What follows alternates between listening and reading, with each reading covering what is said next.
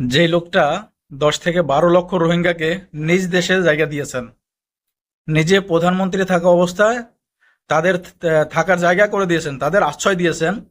আর সেই ব্যক্তি কিন্তু এখন রোহিঙ্গাদের মতন হয়ে গেছেন। ভারতে গিয়ে আশ্রয় নিয়েছেন, কিন্তু ভারতে তো আর থাকার সময়সীমা নেই। আর মাত্র কয়েকদিন গেলেই কিন্তু তিনি সেখানে থাকার যে সময়সীমা সেটা তিনি শেষ করবেন। কারণ যাদের ডিপ্লোম্যাটিক পাসপোর্ট আছে, যারা রাজনৈতিক বড় বড় নেতা, প্রেসিডেন্ট, তারা কোনো দেশে ভিসা ছাড়া 45 দিন অবস্থান করতে পারেন।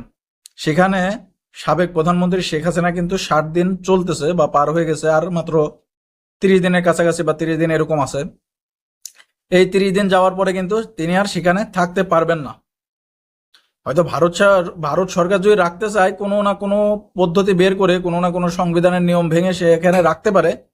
কিন্তু ভারত সরকারও চাইবে না যে তার প্রতিবেশী দেশ বাংলাদেশের সঙ্গে বা তার বন্ধু দেশ আমেরিকার সঙ্গে ঝামেলায় যাক। এই কারণে তিনি হয়তো সেখান থেকেও তাকে অন্য কোনো স্থানে ট্রান্সফার করে দিতে পারেন বা দেবেন, এরকমই শোনা যাচ্ছে। সংবাদ মাধ্যমে কিন্তু এরকমই এসেছে যে শেখ হাসিনা ভারত ছেড়ে যাচ্ছেন, কিন্তু কোথায় যাচ্ছেন এটা কিন্তু এখনো জানা যায়নি।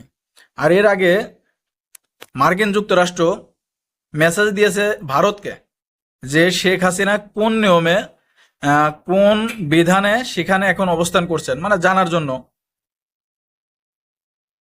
যে কোন নিয়মে কোন বিধানে সেখানে অবস্থান করছে। তাহলে বোঝেন যে মার্কিন যুক্তরাষ্ট্র শেখ হাসিনার বিরুদ্ধে কতটা ক্ষেপে আছে।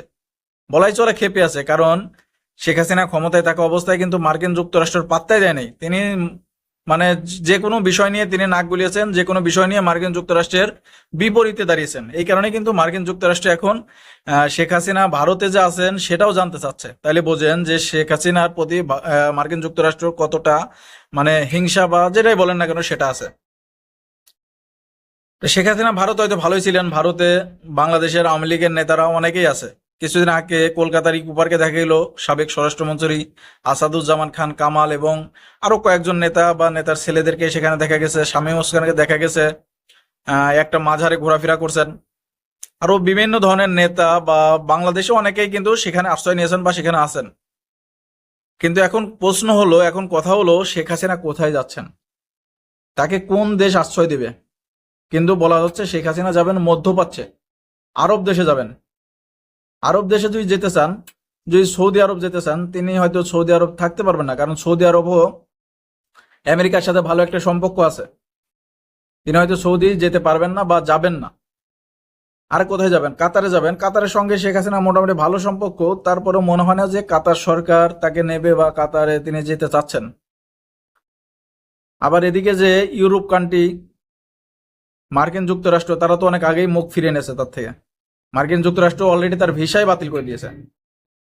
আর ইউরোপ সেখানে তাকে আশ্রয় দিতে অনীহা প্রকাশ করেছে। তার আত্মীয় স্বজন আছে ফিনল্যান্ড, কানাডা, সেখানেও তাদের সরকারের কাছে হয়তো আবেদন জানিয়েছিল, কিন্তু তাদের সরকার নিতে যাচ্ছে না। এই মুহূর্তে তিনি মধ্যপ্রাচ্যে যাওয়ার প্রস্তুতি নিচ্ছেন বা ছেড়ে যাবেন, ভারত ছেড়ে যাবেন সেখানেই। কিন্তু মধ্যপ্রাচ্যের বিভিন্ন দেশ সম্পর্কেও তো আমেরিকার জানা আছে বা আমেরিকার বন্ধুত্ব আছে। তা সর্বশেষ যেটা ধারণা করা যায় যে শেখ হাসিনা সম্ভবত দুবাই যাবেন, কারণ দুবাই বাংলাদেশের সঙ্গে ভালো একটা সম্পর্ক আছে শেখ হাসিনার সঙ্গে। কারণ দুবাই যখন আন্দোলন হয়, এই বৈষম্য বিরোধী ছাত্র আন্দোলন, কোটা সংস্কার আন্দোলন নিয়ে, সেখানেও কিন্তু শেখ হাসিনার পক্ষেই বলা চলে যে সেখানকার সরকার ছিল, সামনে হয়তো থাকবে। এই কারণে হয়তো দুবাই সরকার তাকে নিতে পারেন। আর দুবাই বিশেষ করে বাংলাদেশ আওয়ামী লীগের অনেক বড় বড় নেতার ব্যবসা বাণিজ্য, অনেক বড় বড় নেতাও কিন্তু সেখানে আছে। সেখানে হয়তো দুবাই টু ভারত এরকম থাকতে পারেন, এরকম যাতায়াত করতে পারেন। যেমন শামীম ওসমান দুবাই ছিল, দুবাই থেকে ভারতে এসেছিল, আবারও দুবাই চলে গেছে। তো এরকম হয়তো সবাই আশা করছে বা নিজের অভিমত থেকে বলা যাচ্ছে যে শেখ হাসিনা হয়তো দুবাই যেতে পারেন। দুবাই একটা ফরেনিয়ার কান্ট্রি, সেখানে কিন্তু বিভিন্ন দেশের লোক বাস করে, বিভিন্ন দেশের বড় বড় নেতারা সেখানে আসে যায়। তো এই কারণে মানে সব হিসাব মিলিয়ে বোঝা যাচ্ছে যে শেখ হাসিনা দুবাই যেতে পারেন। এটা কিন্তু অভিমত, এটা কিন্তু আসলে কোথায় যাবেন এটা এখনো জানা যাচ্ছে না। তবে হয়তো শেখ হাসিনা অল্প কিছুদিনের ভিতর ভারত ছেড়ে মধ্যপ্রাচ্যের যে কোনো একটা রাষ্ট্রে আশ্রয় নিতে পারেন। তবে এখন দেখার বিষয় যে শেখ হাসিনাকে কোন রাষ্ট্র আশ্রয় দেয় তার বন্ধু কোন রাষ্ট্র বা তার সঙ্গে ভালো সম্পর্ক এখনো আছে কোন রাষ্ট্রের, সেটাই এখন দেখার বিষয়। আর আপনারা কার কি মনে হচ্ছে বা অভিমত আছে অবশ্যই কমেন্ট বক্সে জানিয়ে যাবেন যে শেখ হাসিনাকে কোনো দেশ আশ্রয় দিবে, আর যদি দিতেও পারে কোন দেশ দেবে, এটা অবশ্যই কমেন্ট বক্সে জানিয়ে যাবেন। দেখবো কার কার মনের অভিমত বা নিজের অভিমতের সঙ্গে সামনের বাস্তবতা মিলে যায়। এটা দেখার জন্য অবশ্যই সবাই কমেন্ট বক্সে কমেন্ট করে যাবেন। সবাই ভালো থাকবেন, ভালো লাগলে ভিডিওটি শেয়ার করবেন। আল্লাহ হাফেজ।